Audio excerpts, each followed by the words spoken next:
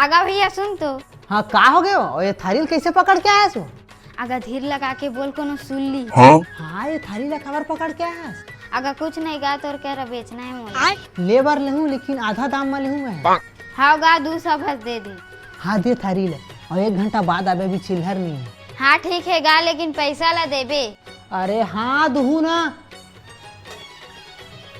कहाँ चल दी सो टूरी हाँ ना अरे ये दे टूरी रुक तो पूछन थे अब वो नोनी कोनो टूरी देखे का जात एती बार। हाँ अब कितनी बार किसे हो यही घर में तो गएगा। का एक घर में किसे रुक वो टूरी बतात हूँ कहाँ गए हो टूरी मिल बा जाए मोला आज रे कहाँ गया होगा ओ भैया। हाँ का हो गएगा? अरे होए कुछ नहीं है गा हमारे घर के टूरी आई इसका थारी लेके भागी से। का वो टूरी थारी धर के भागी से?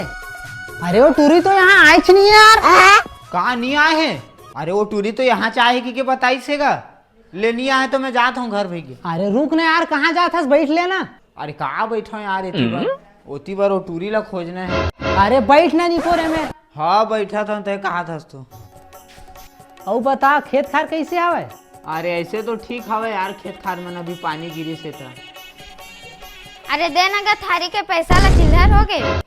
का कहे कहा के मोला नहीं बचाए भागन। रुक ना वो